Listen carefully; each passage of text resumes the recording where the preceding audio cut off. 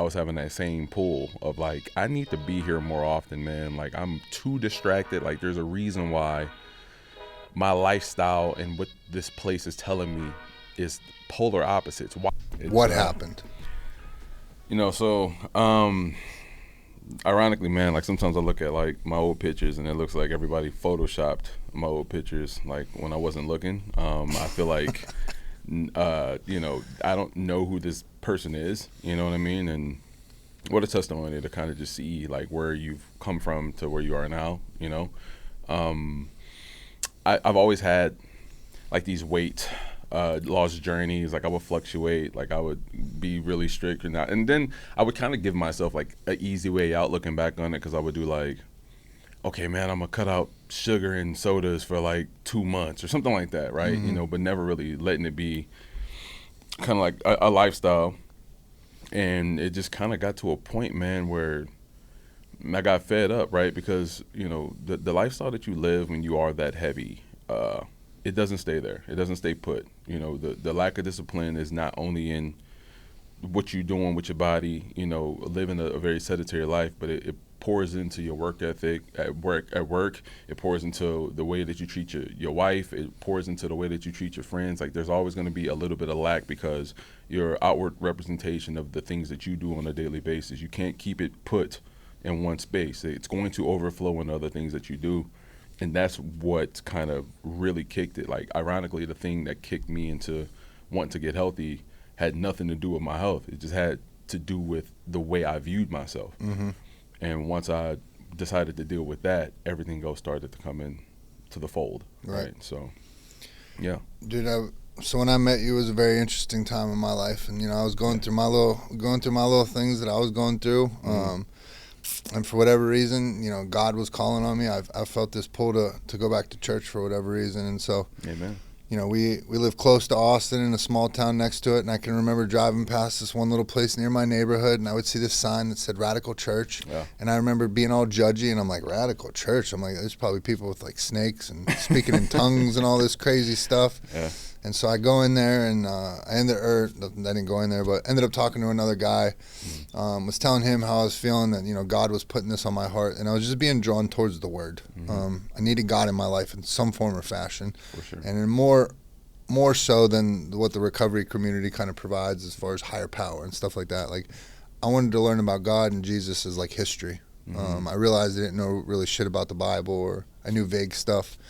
And so I talked with a buddy, and he's like, oh yeah, let's go to church. And so then we show up to this church, and of course it's Radical Church, and I go in there, super cool people, young, energetic pastor. Absolutely. And I was like, man, this is cool as shit, let's go.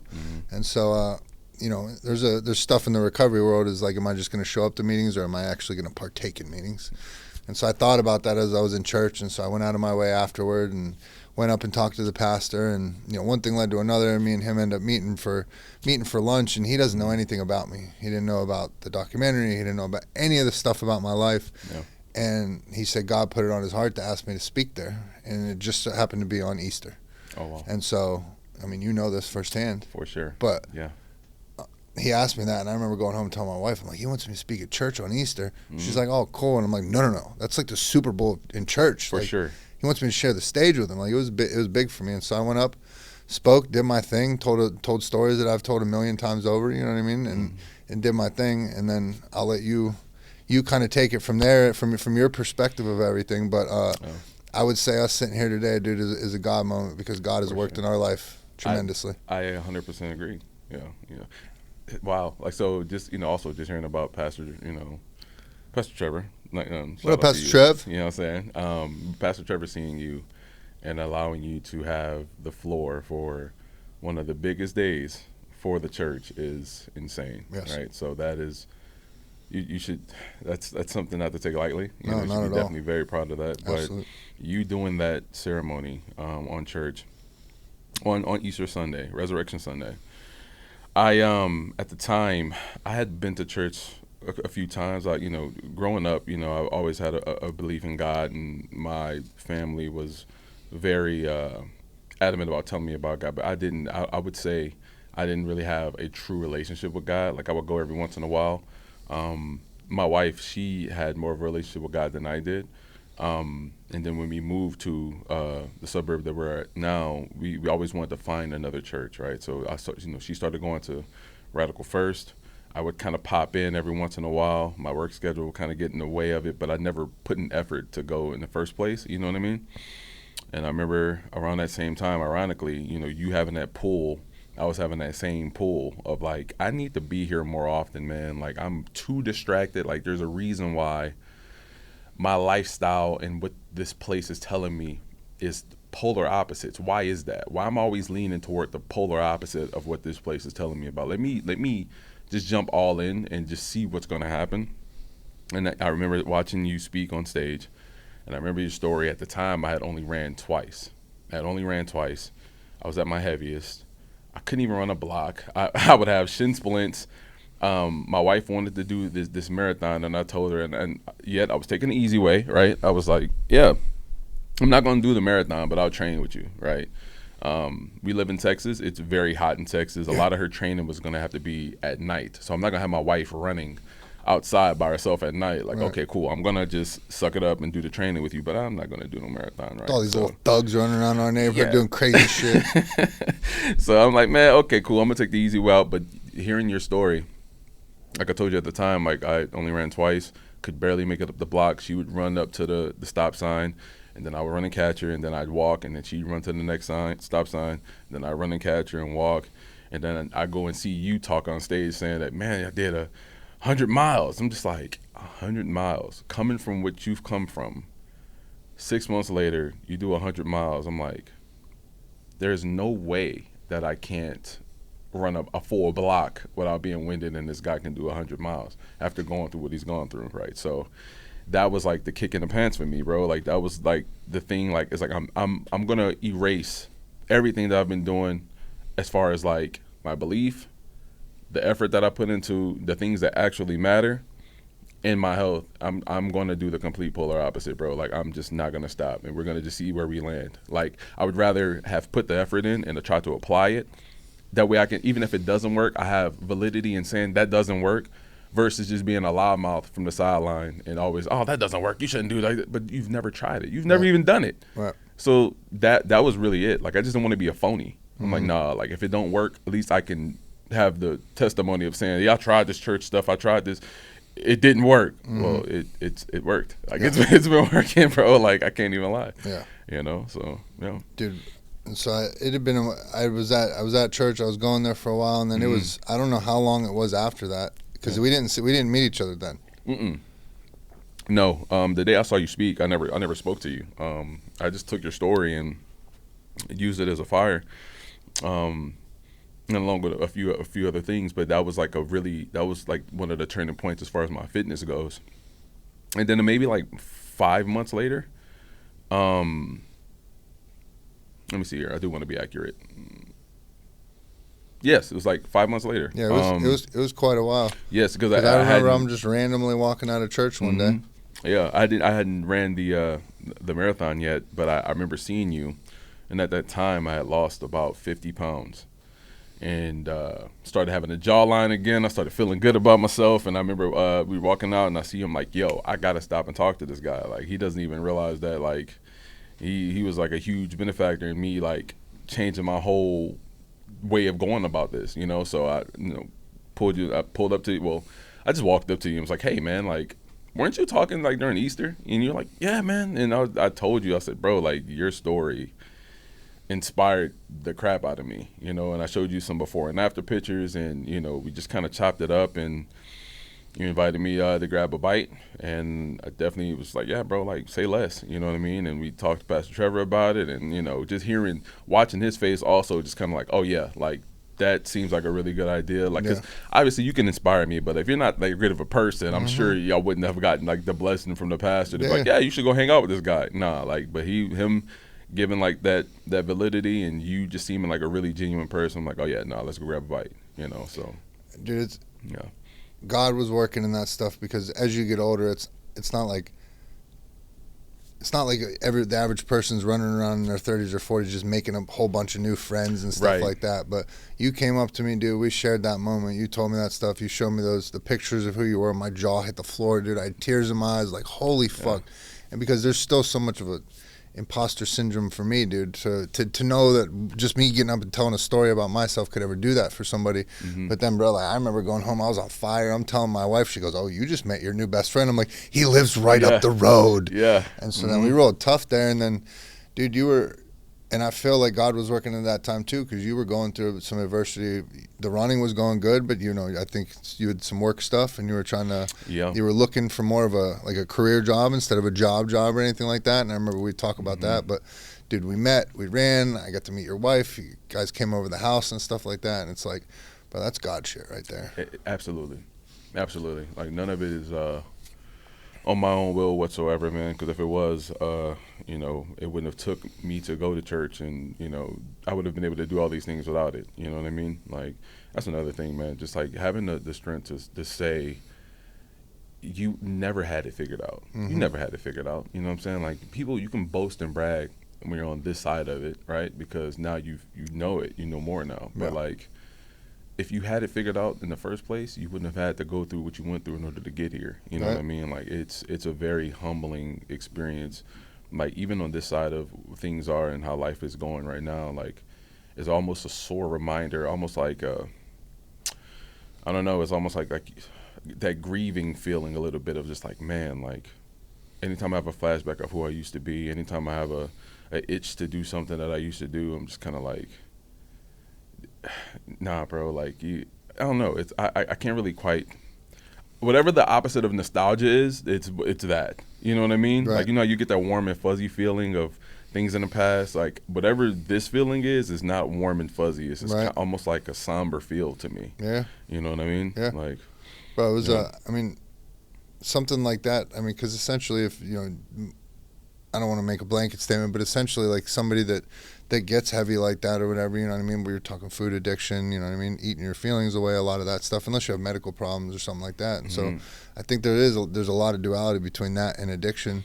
For sure. You know what I mean? And I look back and like now being able to do what I do, use that experience and help others, I have a tremendous amount of pride in where I was just because of how far I came with it. But yeah, dude, you look back and you're existing in life. You were existing in life. I was existing in life. You're not living a life. Absolutely. And dude, it's like you got that. All you did was started running a little bit. You started running with your wife. Next thing you know, you ran a fucking marathon. You're a completely different person. You go out, you get your fucking dream job. Now you're fucking killing life. And it's just like all that came from this one little thing. Yeah. And I mean, it happened for me. It happened for other people that are sitting in the studio right now. And it happened for you.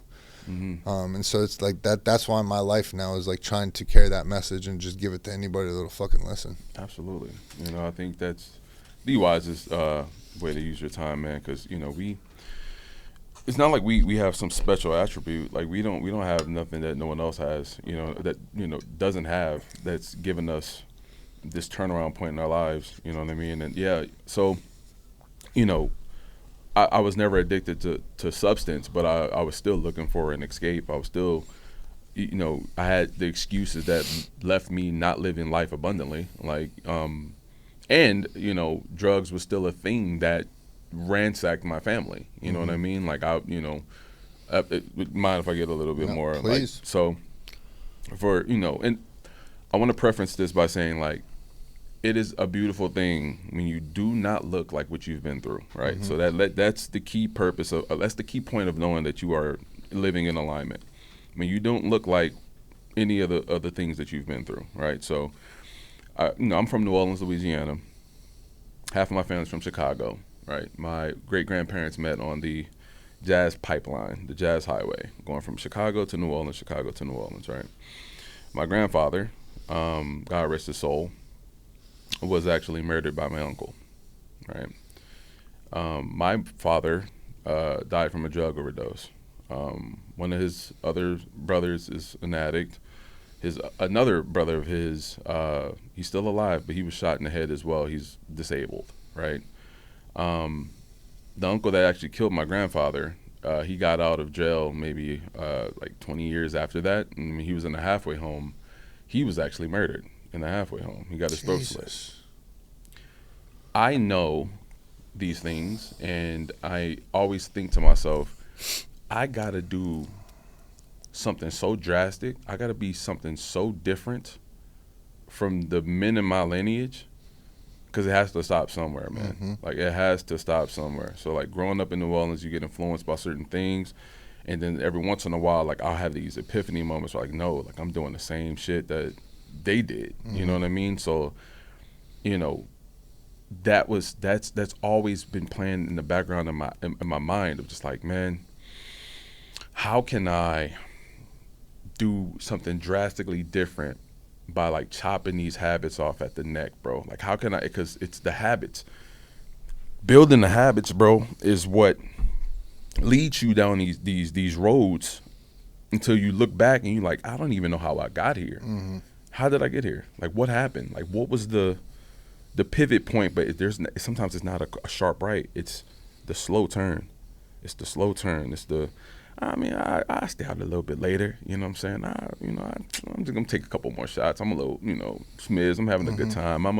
But then it becomes repetitious, and then oh man, okay, cool. I'm gonna eat this. I ain't tripping on that, man. I ain't worrying about that, man. Y'all running shit. I ain't doing none of that. Y'all going to the gym. I ain't doing none of that. And then next thing you know, look where you are, and you so far off the path, and you so disassociated with the shit that's gonna keep you in alignment.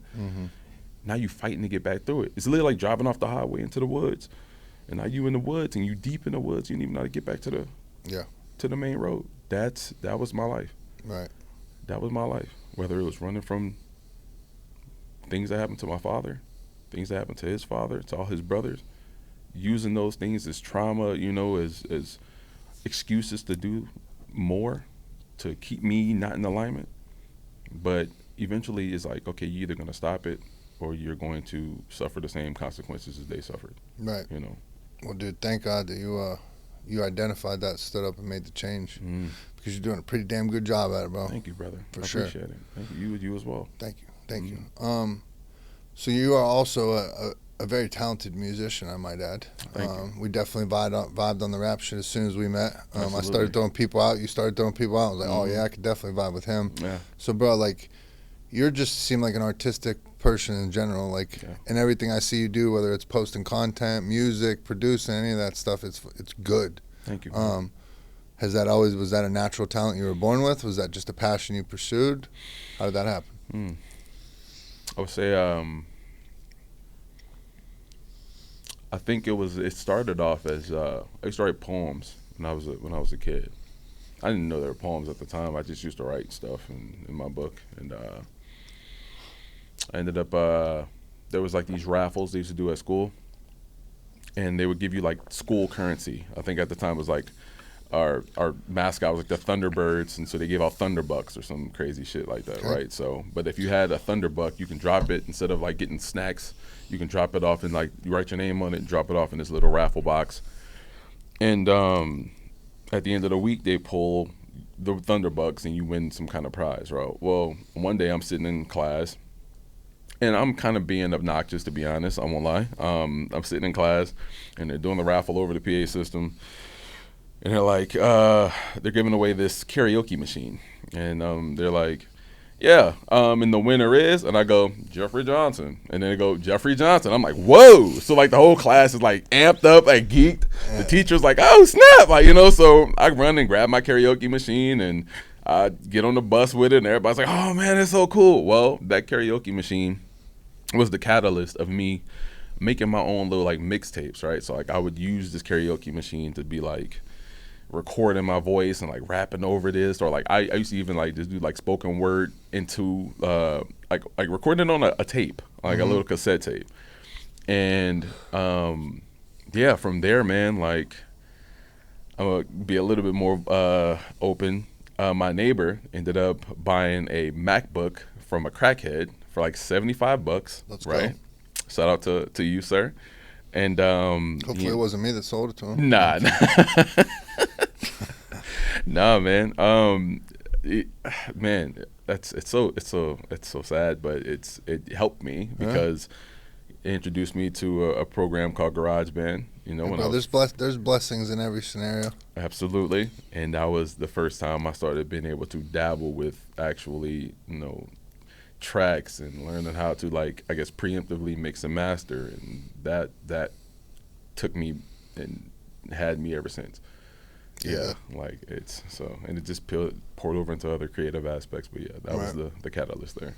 Damn. Yeah. All from a karaoke machine. All from a karaoke machine and a random ticket that I put in the booth at school.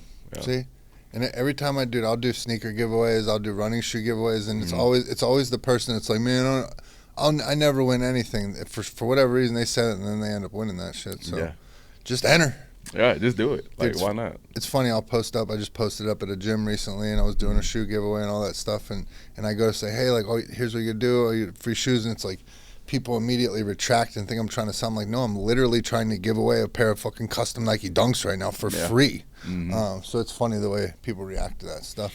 Yeah. How, if you don't mind me asking, if you're comfortable about opening up about it, what has your journey been like as you've like continued to grow your relationship with God? You know, like where it was when you started it and now. Man, I don't know if this is like because I first and foremost, I feel like I was so behind. I feel like I was so behind, right? And the more I started to read the Bible, the more it became revealing to me how wise this book is, right? And I'm like, I can't believe that this is the same book that's been around since I was 5. It's been the same book that's been around since I was 12, since I was 17, 23, 24, 27. It's the same, but it never changed. And I never experienced the greatness of this book until now. You know what I mean? Like, I feel like I'm so behind. I'm 32, by the way, but I feel like I'm just so behind, right?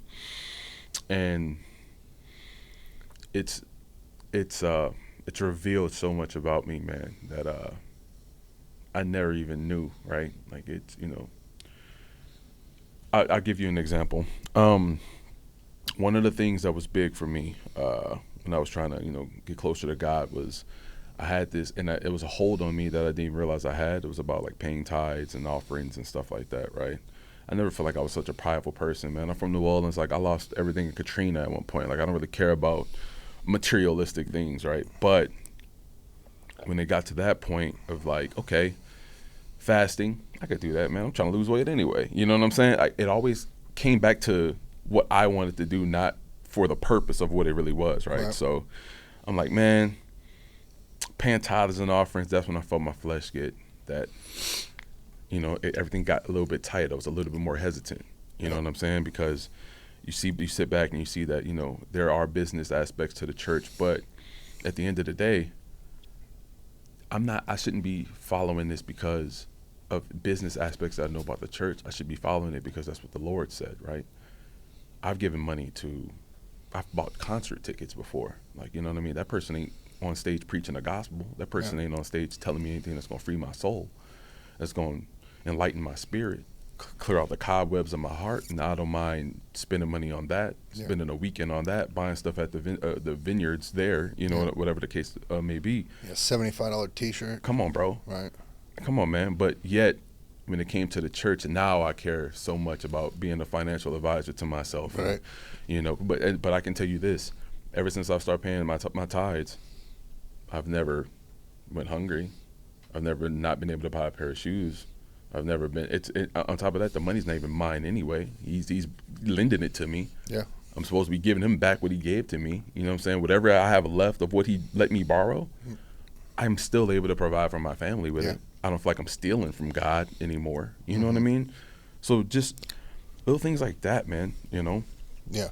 That, I trip myself up with the same stuff. You know, I'll get going for a little bit, and then I'll always, you know, it's funny. It's not funny, but it's weird with church or with God. It's like I can go in there and immediately pick out, like, I don't like this, I don't like this, I don't like this. But then there's a lot of other things that I won't do that to. Like, why is it church? You know what I mean?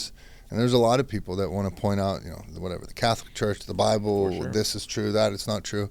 But the one overarching goal or the overarching theme of everything is I always neglect the word faith. And it's like, yeah, I can sit there and I could take this really good thing that helps so many people, has been around forever. The book never changes. It's always there for you. I know the impact that it's had on my life. And of course, I could sit here and take it and I could find every little thing wrong with it instead of just being like, you know what? I got fucking faith in God. I got faith in the message. I'm going to hear what I need to hear.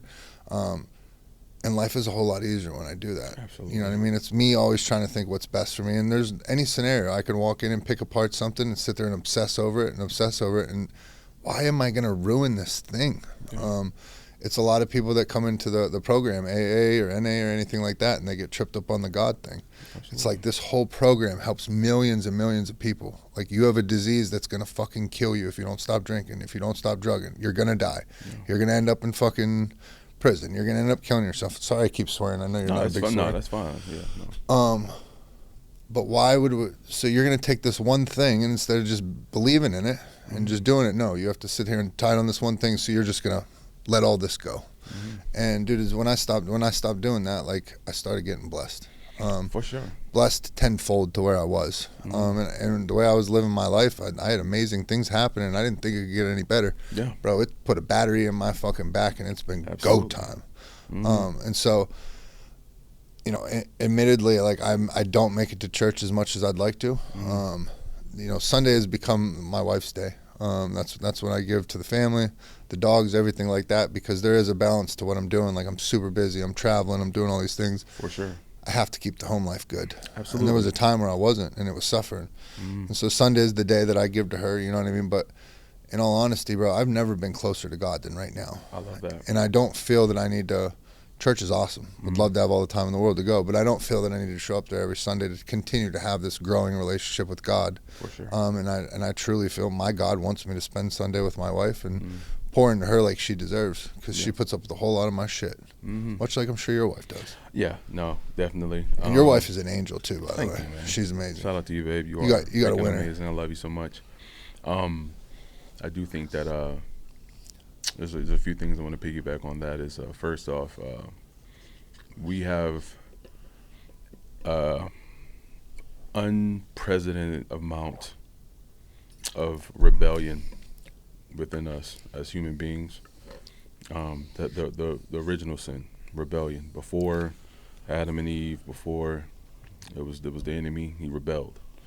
That rebellion that's deep within us makes us smoke that cigarette even though we know it's bad for us. It makes us we are built internally right now to self-sabotage. Like, that's what we do. We will take a good thing and nitpick it until it's a bad thing. We will form a scab where there does not need to be a scab. Yeah.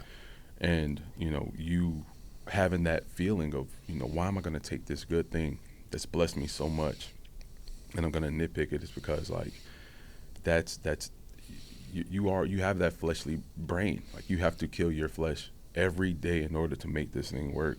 You know, that's why even in culture, right, like, there's a lot of people, bro, like, we are spiritual beings. We are spiritual, but there's a lot of people who they want to get the enlightenment, but they don't want to do it under the umbrella of God, right? So you'll see people that they believe in zodiac signs, they believe in crystals, they believe in ayahuasca, they believe in all these retreats and different things to get this enlightenment, but they want to do it without the grace of God. And it'll never work, right? Even meditation, right? Pure meditation. The culture will tell you, free your mind, clear your mind. Contradictory to the Bible, which tells you, fill your mind with the Spirit, fill your mind with the Word. That's how you get the peace. You know what I mean? So I started testing everything that I do. Why does this tell me to do it this way, but it's contradicting the Bible in this way? So I'm going to run from that. Why is it telling me to, you know, why is someone telling me, oh, you are a Capricorn, you act this way? Oh, well, God telling me I'm free from, you know, it's that little duality, bro. Like, once you start testing everything and actually trying to apply it, that's what I feel like has grown my faith in God. You know what I mean? Like, just running it through almost a filter. Just like running it past the Bible before I started doing stuff, right? I remember watching a sermon that spoke on how, something just kind of clicked. That's real time, right? So I remember watching this sermon about how, you know, talking to God as he's actually your father, right? And how if you're a dad and your kid, you know, you would tell your kid, don't take everything from everybody. Like, you know, don't take that candy. Let me inspect it first. If it's Halloween, like, if they go trick or treating, let me inspect that candy before you start consuming it, right? That's how we need to be with God. Like everything sometimes may look like candy, but we have to give it to the Father first. Let him inspect it, make sure that it's not poison, before we just start consuming stuff. Every deal is not the good deal. Every job offer is not the good job offer. Every door that you want to walk through, you don't know what's on the other side of that door. Let Dad have his hand on it, pray about it first before you just start running straight through the door and then asking him to bless it after. No, like it's all about running to him first, keeping him involved in the room before you start just doing what you think you need to be doing. You know what I mean? And I'm going to say what I just popped in my mind in a second, but I just want you to be able to jump in off that. No, dude, I was going to take it somewhere else because I'm enjoying this conversation with you, and I had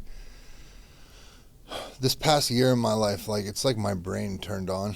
I was working in the treatment industry and everything like that, so it took up a lot of my mental capacity. I left doing that in January, and since then it's like now all I focus on is this, and like my brain has come alive to where it's like I'm constantly having ideas, building on ideas, doing stuff like that. But I've gotten very like introspective, and like I will say it was always like an addiction, bro. I'm not thinking about shit except how to get money and how to get high. Right. And that was my standard for long. And then it was like, all right, how do I get sober? How do I stay sober? And that was my training thought.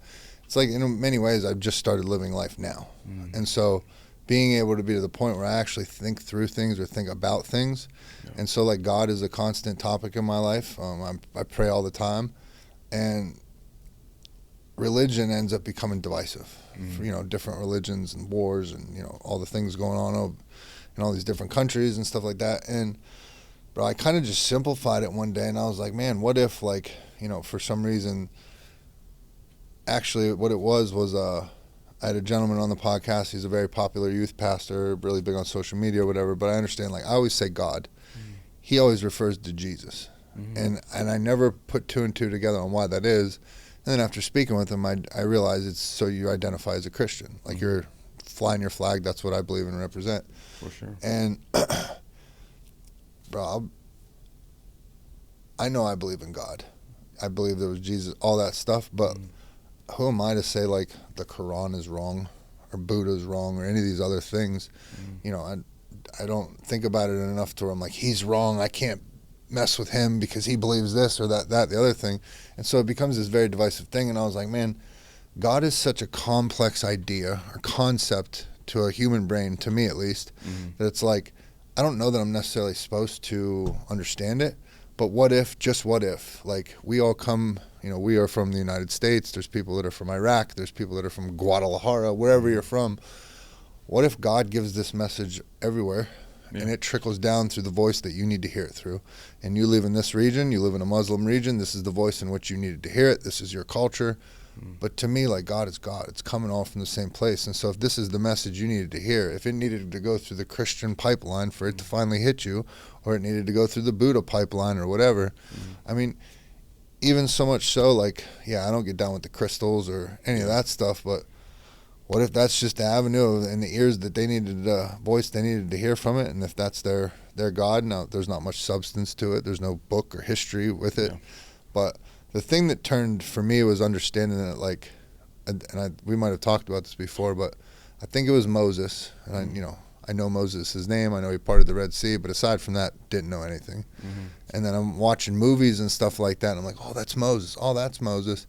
And then I heard somebody on a podcast talking about how Moses is the only one that's represented in all three books, the Quran, the Torah, and the Bible. And I was like, well, wait a minute.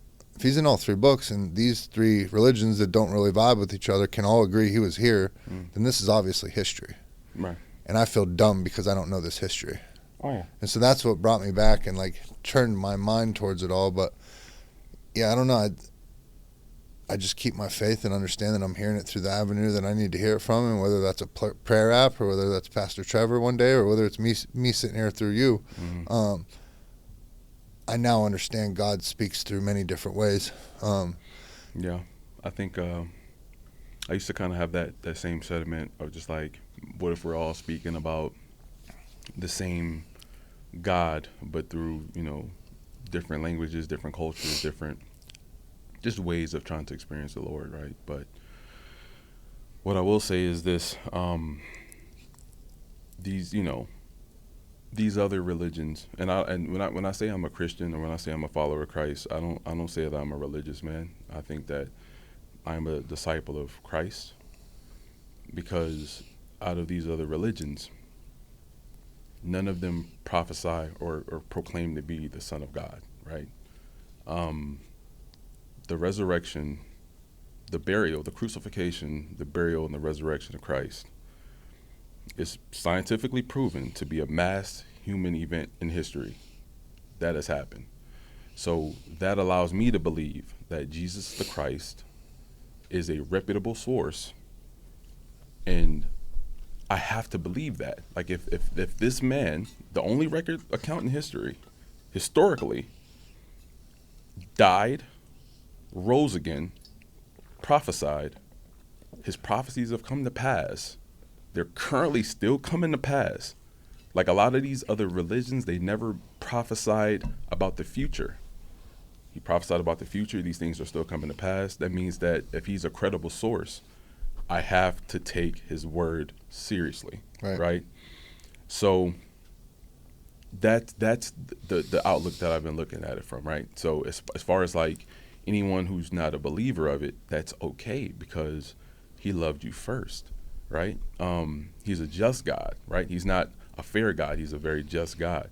So if there's a tribe in the middle of Africa somewhere that's never heard the gospel and someone passes away, he doesn't judge you based off of the fact that you haven't heard the gospel, right? It's very just. It'd be like if I had a 3-year-old and I had a 6-year-old, and I'm judging both of them based off the same standard of what I need chores to get done around the house. That's not really, I would be, my parenting skills would probably be questioned if I'm like, hey, I need my 3-year-old to go move these 8 big boxes versus my preteen. You know what I mean? Right. Like, I would be a bad father. That's not just judgment, right? But the double-edged sword is the more you know, the more that you're accountable of, right? So even the prophecy in the Bible that speaks about one day all nations will know the gospel. So right now people are like, well, you telling me that if a person that lives in the Tibetan mountains don't know the gospel, when they die they go to hell? No. But one day the whole nation will know the gospel due to things like this and things like Starlink and stuff like that. One day and every nation on earth will know the gospel. You know what I mean? And it's those things are happening right in front of us. Starlink, is this some Terminator shit? No, Starlink is like I think it's like Elon Musk. Terminator shit. Pretty much, damn near. That's his internet satellites that are all throughout space, and they give desolate lands the ability to get on the internet. The machines are coming. They're here, bro. It's already happening. You know what I'm saying? Trust me, I know. Dude, in the last days they say it's going to be so much deceit. We see AI, we see all this type of things. Like they blur the lines of what's real and what's not. It's happening right in front of you, man. And that don't mean you have to believe it. But guess what, bro? That doesn't mean it's not happening. Yeah. There's going to be mass amount of confusion.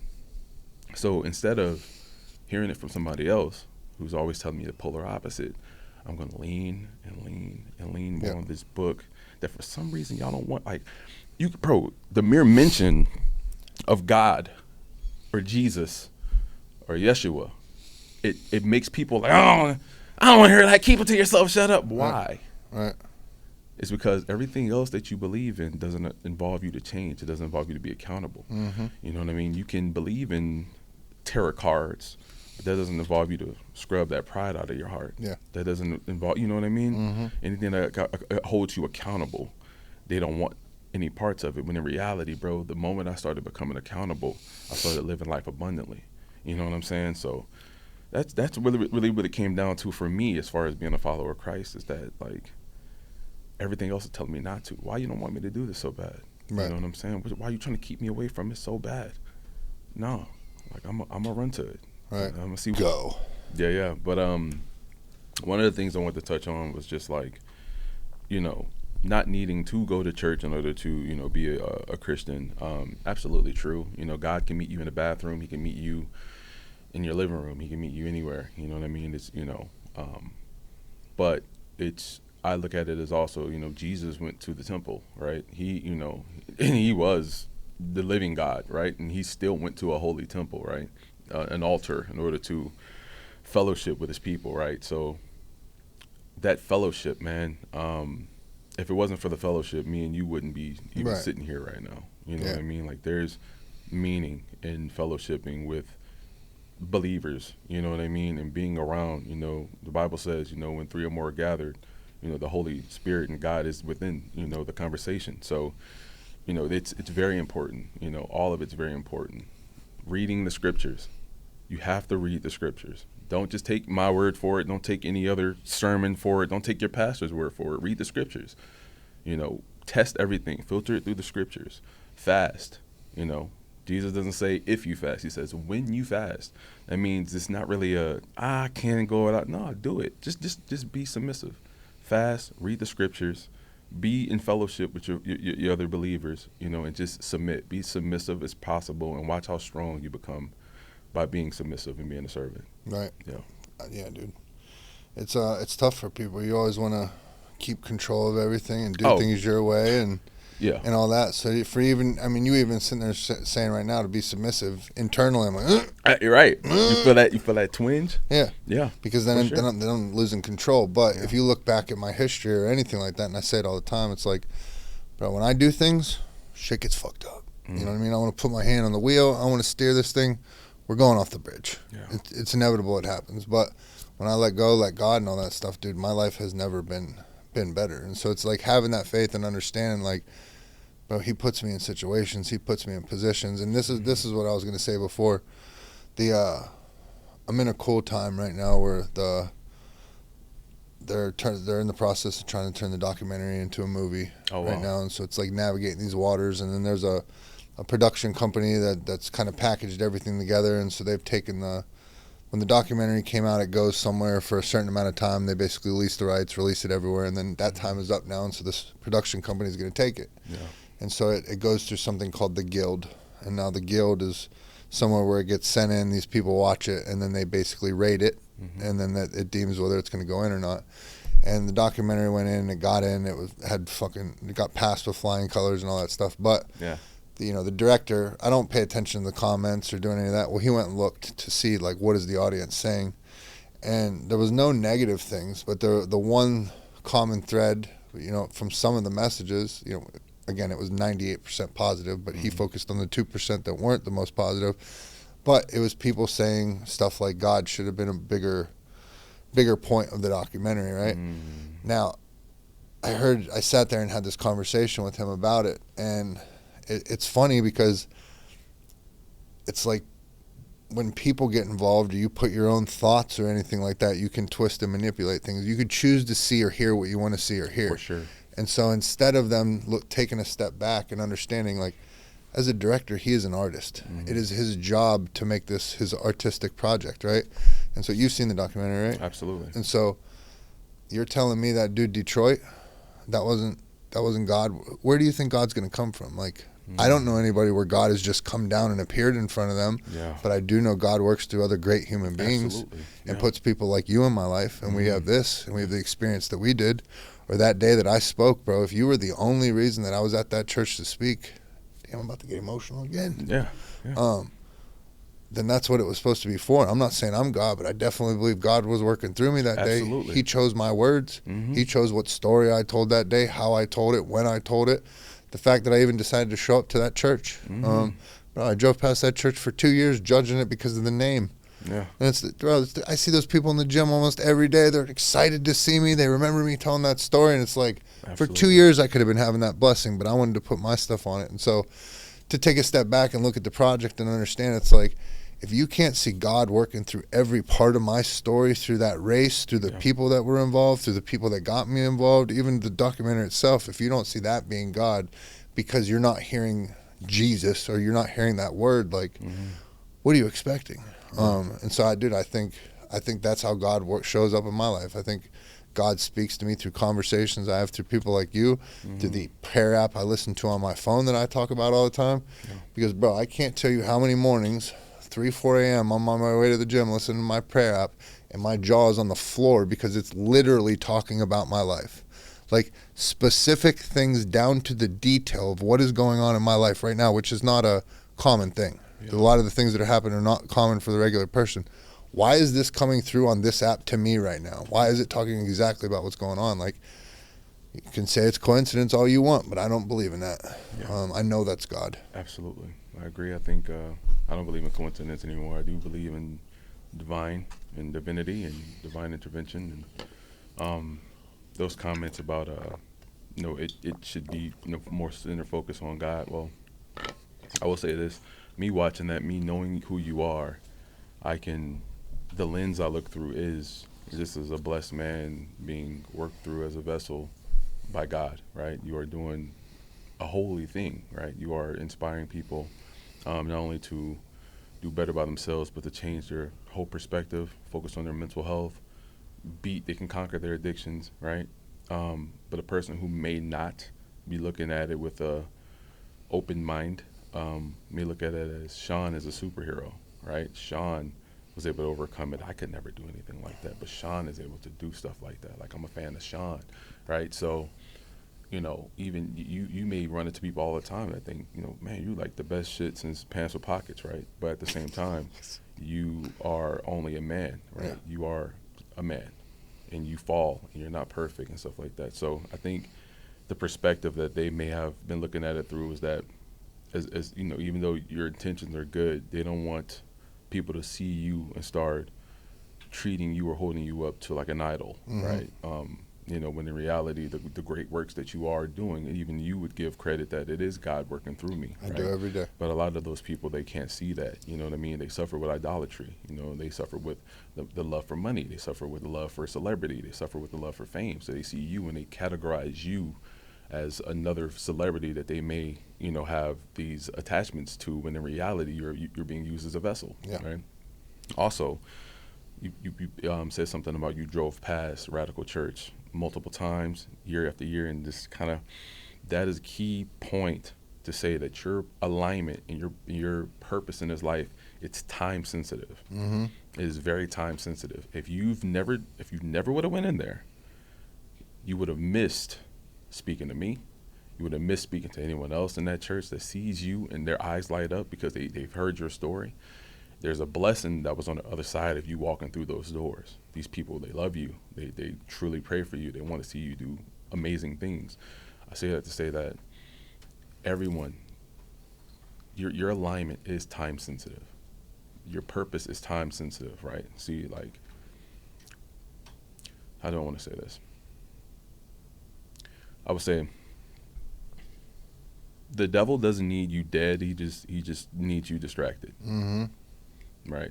He doesn't need you gone. He just needs you pacified long enough for that whatever your time sensitive task comes to pass, you're not there to be there. Right. And whatever blessing that you could have bestowed upon someone else just by being a servant, by dropping your pride, walking through those church doors, going into work and having a little bit more compassion about the guy who's always a little bit late but doesn't want to tell you that he's going through some shit, he's having suicidal thoughts, it was even a blessing for him to walk through the door that day. It's all time sensitive. Yep. Like, everything is time sensitive, man. So what I would say is to reel it in, figure out what your purpose is, act hastily, don't think too much. Like, if you think too much, you're gonna overthink it, and you're gonna find out the excuse to not go. The same way you've been trying to start that fitness journey, whoever may be listening to this, you may try to start that fitness journey. I'm gonna start on Monday, and then that Monday morning happens, and that bed feel a little bit too cozy. The fan is on, you're a little chilly, you're like, oh, fuck that. Hit the snooze button. That time comes quick.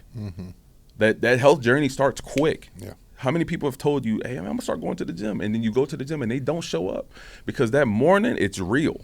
Yeah. You know what I mean? So you have to treat your alignment like this is real. If I don't hop and get to my shit as if I have all the time in the world, we think tomorrow's promise, I may never get to that point. I may never see the other side of that blessing because I'm not moving fast enough. Right. So yeah, bro, like, I'm telling you, and I've learned all of this. I've learned all of this very recently. This is not years of experience. This is a broken man telling you how much I've poured into Jesus because how broken I actually am. You know what I mean? Like, this is all new revelation. This is all new enlightenment. That's why I'm so on fire, because it's like somebody ripped a blindfold off me. Yep. The world is in color now. Bro. Dude, I had a conversation recently, and I understood completely where the that's my Kaylee Rock. We got to talk about my Kaylee Rock here in a minute. Yes, sir. I had a conversation recently, and I was sitting there, and they were giving me props on something, and I referenced it to God, which I always do. Social media, comments, everything like that, I either say thank you or I give it to God somehow. And they stopped me, and they were like, no, when are you going to stop that? When are you going to give yourself credit? You did this, you did this, you did this. And I was like, whoa. And I was like, look. That's that conviction. I appreciate where you're coming from, and thank you for saying that and all that stuff. But one thing I can promise you is that is a very dangerous way for me to think. Yeah. As soon as I think I do shit, then all of a sudden I start getting ego. I start lying. I start cheating. I start this, that, the other thing. My life goes to hell real fucking quick. I need a constant reminder I am not the center of the universe. Dude, and I talk about it all the time. In addiction, my ego is enormous. I thought I deserved applause just because I walked through that fucking door. Yeah. There wasn't a thing to be proud of. Nothing. I'm not proud of my military career, any of that shit. I did it all. Thank God I survived. Thank God I didn't get anybody killed. But that's not, you know what I mean? Yeah. And so it's understanding that, like, when I do stuff, man, it's not good. So I have to give it to God. I have to understand there's something out here bigger than me, and I constantly remind myself. And when I do, good things happen. People see that. People notice that. And it's weird. It's almost like it's fashionable now to talk about God. You know what I mean? There's a lot of people on social media, a lot of influencers that you can tell they're doing it for clout. They're not really living the life or living the journey and stuff like that. And phony. I could see it a mile away. I feel like most people can. I feel like they're saying it because it's fashionable and stuff like that. But I'd like to piggyback off something you said, and it's, God wants you distracted. Or God doesn't want you. The devil wants you distracted. Yeah. And so, dude, I think about, like, you could sit there and be like, oh, I'm not doing drugs, I'm not doing this, but are you sitting there thinking about porn? Exactly. Are you sitting there, what is your mind on constantly? When my mind's on stuff like that, I don't think about anything else. My mind will sit there and obsess over that shit. When am I going to get my next fix? When am I going to get that next dopamine hit of this? When I'm not like that, when I'm not thinking about that bad shit, I'm very present in the moment. And now I know when I have this conversation, because now I'm present and I know we're having this right here, and you say something and that blessing hits me, it was like, oh shit, that was exactly what I needed to hear. That was an answer to something I've been sitting here wondering. I don't see that when we're having this conversation and my mind is thinking on, should I drink later? Should I get high later? Whatever like that. And so it's like that, man. If you may not be an addict, you may not be an alcoholic, but you can't tell me that your mind is pure and you're thinking of these things. But of course, I don't think you think God is real, because you're not catching these blessings. My eyes were not open to see this shit happening. Exactly. And the funny thing is, and you and I have had this conversation, like, I wouldn't classify either of us as Bible thumpers or anything of the sort. I'm the first one. As soon as there's somebody that's like too about it, I retract. You know what I mean? I don't need you push your beliefs on me and stuff like that. But man, I don't know. It's like having this healthy relationship, this healthy understanding, keeping good, healthy people around you, keeping God at the forefront of my mind or my thoughts or everything like that. Like, my life's never been better. And I talk to a whole lot of people every day that have a tremendous amount of depression, tremendous amount of anxiety, bad habits, unhealthy, unfit, all these things. And it's like, hey, if you want to sit there and nitpick the God thing to death and not catch these blessings, come on, you can keep going in, but you're going to keep dealing with stuff like that. Absolutely. And as long as I keep God up front, I don't really deal with any of this other shit. Not saying life is perfect. But I also know that, like, God allows me to suffer because it brings me closer to Him every time. It's fruit. Fruit of the Spirit is long suffering. Yep. Was Ja Rule onto something when he said pain is love? Well, yeah, pretty much. Yeah. Pain is love, bro. Surgery hurts, but it helps. Yeah. You know what I mean? There was a lot I want to piggyback off of. Yeah, that was a long one. Sorry. No, I love that. I love it, bro. Like, I love it, man. Like, this is the epitome of iron sharpening iron. You know what I mean? Not wanting to, having someone so pushing their beliefs. So that's discernment. Having that discernment, having that ability to distinguish a false prophet, or distinguish a phony, or distinguish who's not, who's holier than thou on social media, or holier than thou, at a pulpit, but they bear no fruit. You know, they don't live like that. They're not really. They speak in inspirational speeches, but That's they a very don't. good way to put it. They bear no fruit. That's the Bible. Like that's the Bible. Yeah. You know, like bro, Jesus smited a tree, cursed it, fig tree, because he was hungry. And I love that the Bible says that he was hungry, right? Because this is God in the flesh, right? Which lets you know that he was also horny at one point. He was hungry. He was frustrated. He was nauseous. He was annoyed. He was angry. He was bitter. He felt everything that we felt, yet and he still ran from it, right? So he was hungry, walks up to a fig tree. It's covered in leaves. And if you know anything about a fig tree, I had to do a little bit of research myself. A fig tree bears figs before it bears leaves. The leaves follow the figs. So from a distance, he's looking at this tree. It's covered in leaves. He's automatically thinking it's covered in fruit. He stands up close to it. There is no fruit. This is a duality on what he thought about Jerusalem. From a distance, they look like they bear fruit. When you get up close to them, they're barren. He's talking about phony people. He looks at this tree and he goes, you will never bear fruit again. It's his first time using his power in front of a group of people for, like, I wouldn't say for evil, but for judgment. Mm-hmm. You will never bear fruit again. You phony. Like he's showing people that I am a righteous judge, but I don't do fake and phony. I don't know if it's just because I'm from New Orleans or I'm from like an urban area. I don't like phony, fake people. Bro, you're speaking my language right now. You can't be fake and phony. And neither does Jesus. Jesus was a gangster. Jesus was not some meek and mild. Jesus was real. He would call people out in front of them to their face. You fake, you phony, you hypocrite. Like that's the God that I serve. You know what I'm saying? So when I see, us talk about things of the Bible, man, things of, just living it out, not being a phony, not being an internet prophet, not being some person. I know I'm a sinner. That's why I need a savior. You know what I mean? Like I suffer with lust. Lust is my biggest hill. It was one of the ways I used to cope, watching porn. I couldn't even walk in Walmart without even if the girl wasn't even like my style, married and all. But for some reason, I got to do a quick little glance at her backside just because it's just, I've built this weird little, what is that? Yeah. And every time it's like now I'm running from that. Also, if you are struggling with lust is like one of the only sins in the Bible where God doesn't tell you to focus your mind on him. He tells you to flee, run. Yeah. Don't even pray about it. Just run. Because there's no confidence in the flesh, bro. Mm-hmm. We were built to procreate. Mm-hmm. So instead of like, hey, listen, all right, don't even think about me, bro. Just leave. Just go. Right. That's crazy. Yeah. Even he knew. He's like, hey, flee from this, bro. You got to get out of here. Right. Because you're not going to be able to withstand it. Dude, you're talking about the fake and the phony right now, and it's interesting for me right now. We have a Thursday night meeting we've been doing, Zoom meeting. It grows every time, and it's a recovery meeting, but we're all recovering from something. It's not for just drugs and alcohol.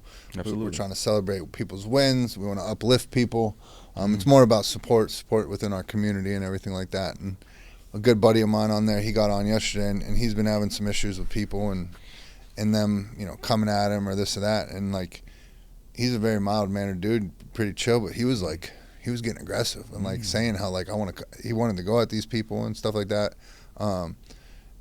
And he obviously didn't, and you know what I mean, he's a God-fearing guy, all that stuff, and so he handled it the right way, but it was off kilter for him. He doesn't normally have shares like that, but it was exactly what I needed to hear, because I have this really cool thing. We have the Redemption Crew. It's growing. We have all these people from all over and all that stuff. And like, bro, I put my life into this shit. You know what I mean? This is what I do now. For sure. And I'll protect it with my life. Like, I went to Interjuice not too long ago and seen the I Am Redemption like raffle banner on there. Go. And I was like, yo, this man Shawn is actually everywhere. We're doing it.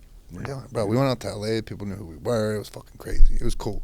Yeah. And so it's like, I'll protect this with everything. And bro, like, I'm very aligned with God in all this. I pray about this stuff every day. I pray about it and all that. But dude, when I get around fake or phony people that are acting a certain way, or I know they're trying to get into our group because they're going to get a little bit of shine from it or anything like that. You know what I mean? They're trying to, dude, I used to sit down and I used to have a lot of genuine conversations like when you and I met. You know what I mean? Sure. There was no agenda. Mm-hmm. There was nothing. It was just pure conversation. Mm-hmm. Now a lot of the conversations I have, it's like I'm waiting for the angle. Yeah, waiting for the drop, waiting for the why are you talking to me? Yeah, and there's always one. It seems like, I'm not saying everybody, but for a lot, more than ever in my life, there's a lot of people tugging. You know what I mean, trying to get in and stuff like that. And so, I have a platform. I have the ability to blast somebody if I want to. I could put out a post. You know what I mean? Yeah. And I'll find myself sitting there because it's like, and I'm just being honest and vulnerable right now. You know, there's some of it where it's like I think things are going where they're going because I'm heels dug in, fucking this is gonna work, you know what I mean, putting my heart and soul into it. For sure. And protecting it. And so there is some of it of being willing to, as soon as I sense you are not about this community, you're not about this group, you have selfish intentions, I will cut you the fuck out. For sure. But I support my people ruthlessly, dude. Mm-hmm. Ruthlessly, I support my people. Yeah. And so it's this thing of, it's like I have to be able to practice forgiveness, I have to be able to do these things, but if I don't feel that you have that pure heart, or you're fake and you're phony like that, I have to be able to cut you out too. Mm-hmm. And so I'm saying all that to say, like, this prayer app, dude. This prayer app is my saving grace. Yeah. And so I have my people, dude. I have my go-to people now, and I didn't have that before. You know what I mean? I have my wife, but she's not necessarily out in this world. She doesn't necessarily understand social media or the people we're dealing with. Mm-hmm. She doesn't even necessarily understand the addicts and alcoholics that I deal with every day. And so, like, I see some things that I know are not in line with integrity, or I see people trying to position themselves to get with me or somehow. Mm-hmm. And bro, I'm not perfect. There's still times where I want to react very aggressively, and I want to shoot a text off that's not so spiritual, or I want to do a post and start throwing some subliminal shots at people. Sure. And it's you know what I mean? I'm protecting my people, I'm protecting my group, I'm making sure they're going to be okay. Yeah. But also people look up to me, you know what I'm saying? Like, I need to, for me, I need to live my life in a certain way. Yeah. I'm not saying I'm the shit or anything like that, but it's just the case. Yeah. And so, bro, I'm sitting there, and, you know, something had happened recently, and I went to the people, you know, basically my 3 closest people, and I'm like, hey, I'll be honest. Glad you did that. I'll be like, this is how I want to handle the situation. Mm. I probably know that's not in my best interest of me or the group, so I probably shouldn't. What do you think? Mm-hmm. And then they give me a bunch of, like, very down-to-earth answers that I don't necessarily like the answer they're giving me, but I know they're right and all that. And so, you know, I take it in, I process it, and then one morning I throw on my prayer app. And the other morning, God's sitting there telling me, they read a Bible verse, and he's talking about how you've aligned yourself with God, and you have aligned yourself with godly counsel, and to lean on them and all that. Like, literally exactly what is happening with me in real time, where it's just like you sit back and it's like, you want to argue with me, God's not real, whatever, go ahead. But this shit right here, like, and so it's like, man, thank God that I have the people that I do in my life. I have the crew that I have, and that I have this knowledge and this willingness to learn and not always be right and put my ego down and stuff like that. And it's all through God. Absolutely. Yeah, man. I am. That's you know, being in leadership, you're gonna run into that, man. You're gonna run into people who want to establish relationships with you, see what they can get out of it, right? On another aspect, you're going to run into people who also look up to you that may never have been as responsible as you are right now with the plate that you have. And they think it's easy. They think that they can do it. They think that being around you gives them authorization that they could do it themselves. Oh, Shawn's doing it, I could do it too. But at the same time, man, like, you can sense it. Yeah, it's fake. Break them down a little bit. Like, see if you can peel back a few layers before you cut them off, right? Because you never know if this person, like, a person can start off with the fake and phony, because especially, bro, we, you know, in an era right now where it's social media based, right? Like, you know, they you put on this mask without even thinking about it, dealing in the realm of social media.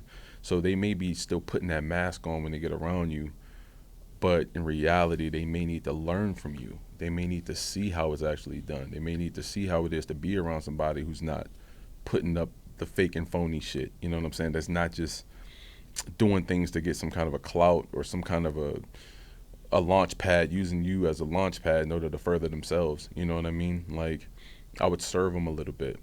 Peel them back. See what they really got going on. You never know who you can actually help and save, you know. And then time is gonna show. It's gonna show if they're fake or phony. Then you start to slowly distance yourself because you did it in the sake of, in Jesus' name, hey, listen, I tried to show you the better way. I didn't let my flesh and my first intentions, like about you, make me just cut you off right away.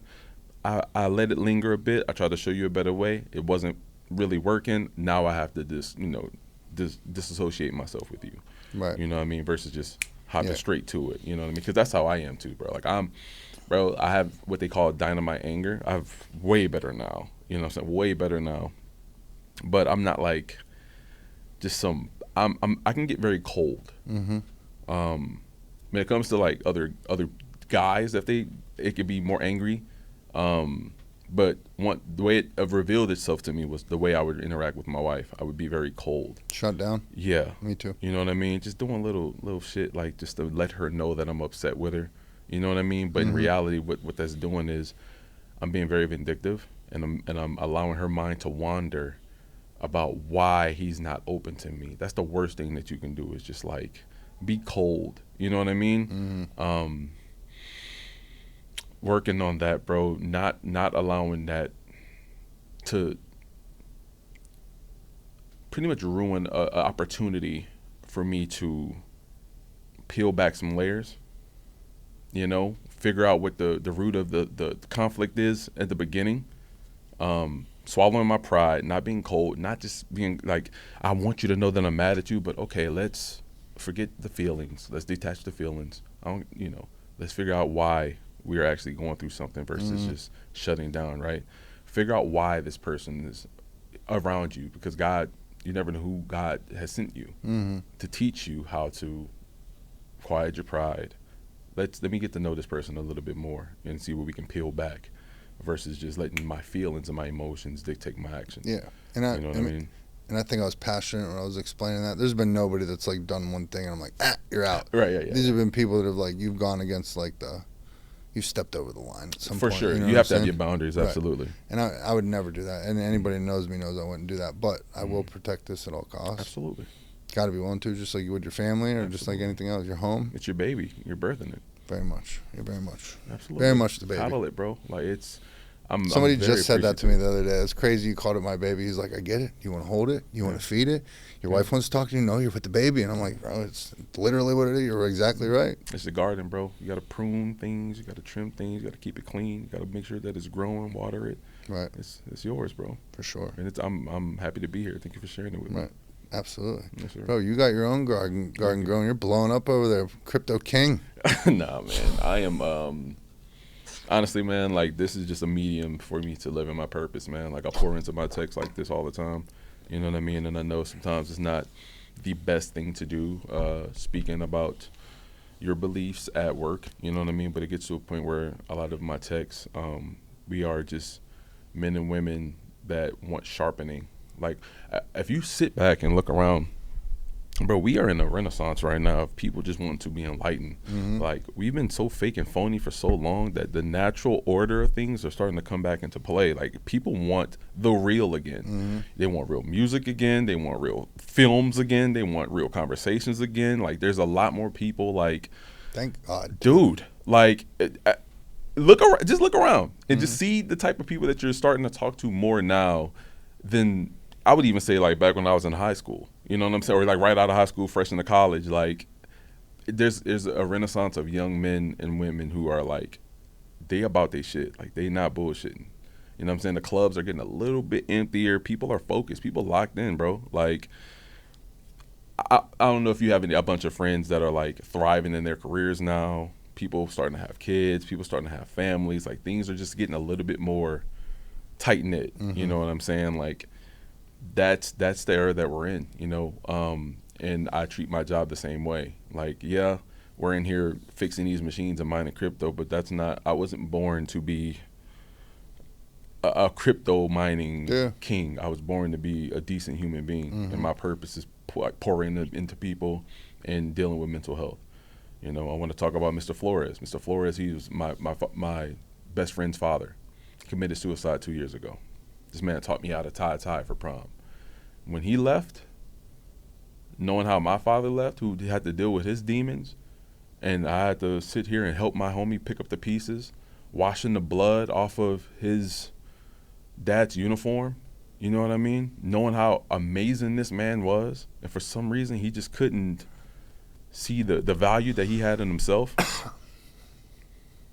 I don't give a care about no damn crypto. I want to pour into people. Mm-hmm.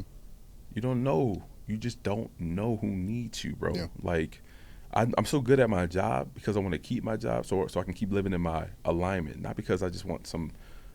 I like being able to provide for my family. Don't get me wrong. You know what I'm saying? We all live on this planet. We all got to provide. But, bro, like, I just want to live in my alignment. And my alignment offers my purpose. But in order for me to do that, I got to learn how to fix these machines the best way possible. I got to grow this place the best way possible. Yeah, this is awesome. These are great achievements. Jeffrey, you're doing great. Mm-hmm. You're killing it. Thank you.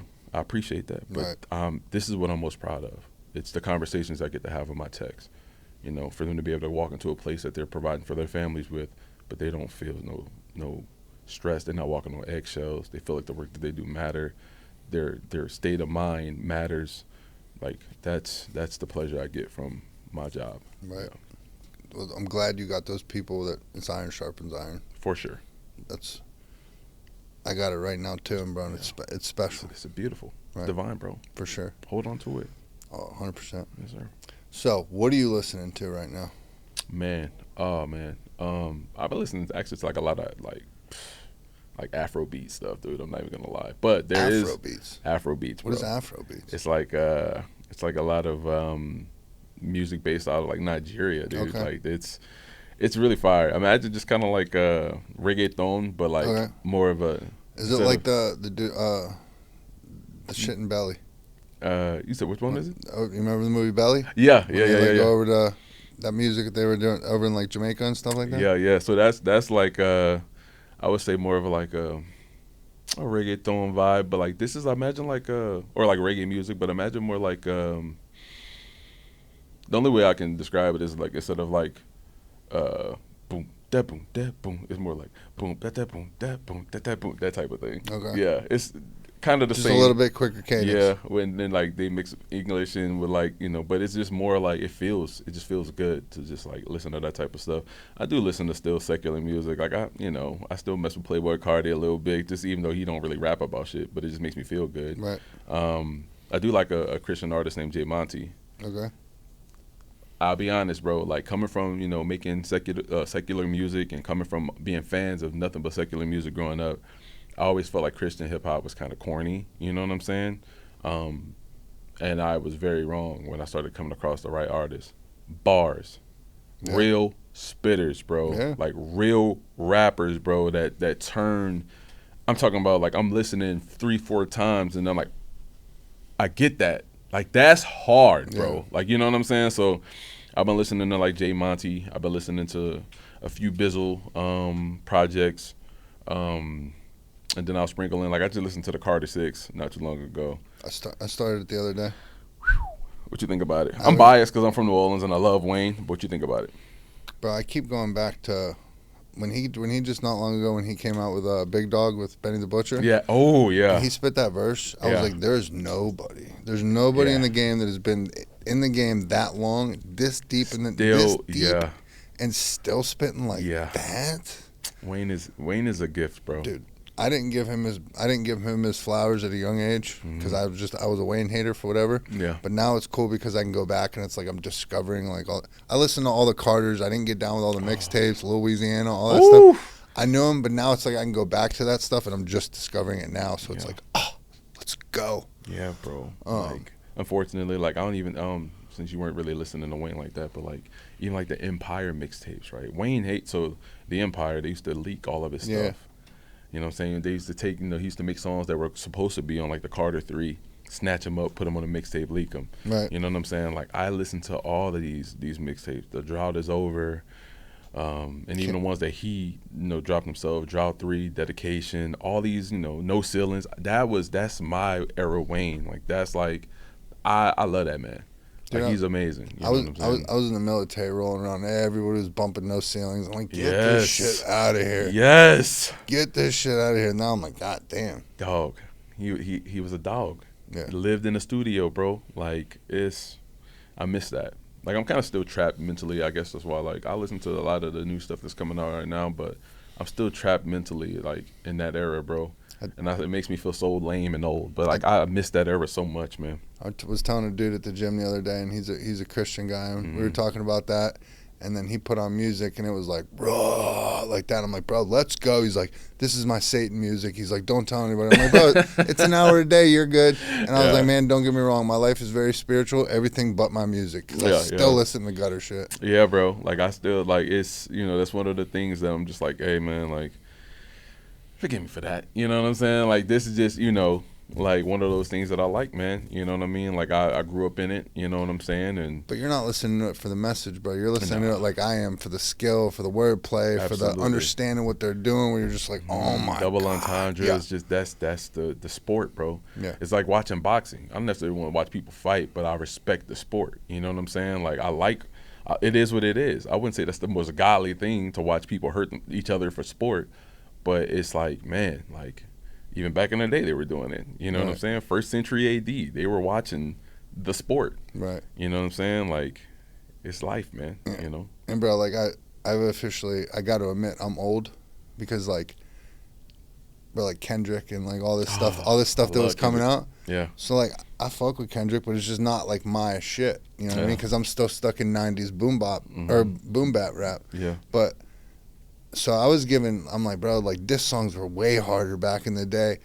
Bro, I did not understand the level and depth of the shit he was saying. I started watching YouTube videos on them breaking down Not Like Us and all the shit. I was like, oh my God. Yeah, bro. Crazy. Yeah. I used to think like Hit 'Em Up was probably the best diss song ever created, bro. Still, I would probably give it number 2 now. And I would say that lyrically it was more Ether. Oh yeah, Ether. Oh. Okay, I'm gonna go like this. We could debate this. I'm gonna say top 3. I'm gonna say Nail in the Coffin.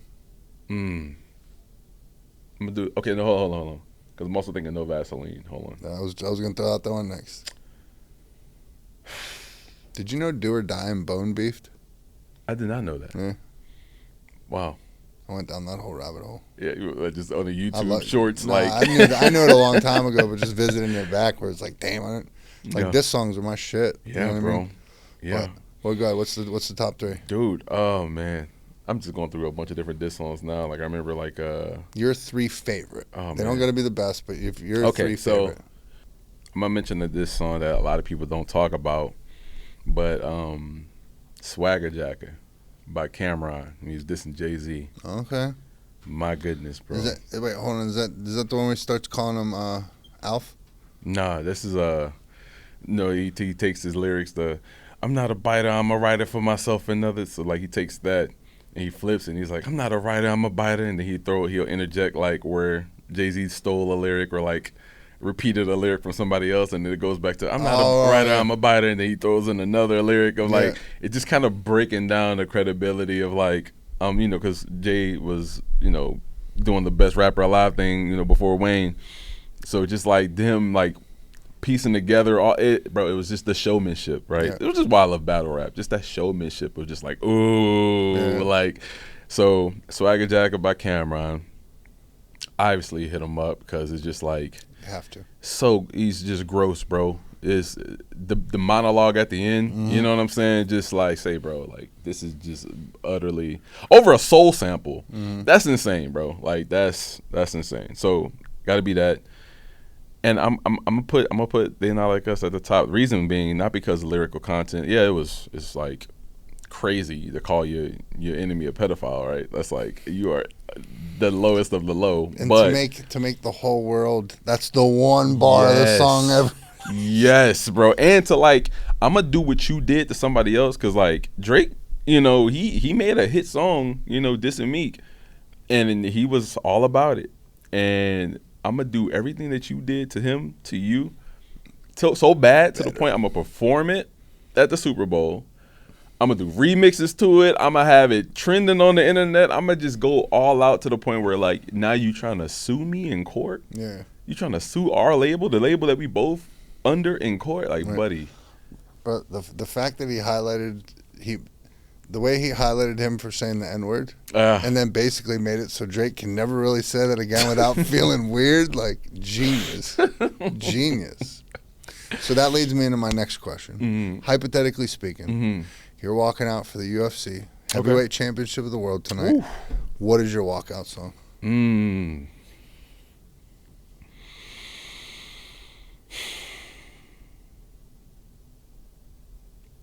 Wow.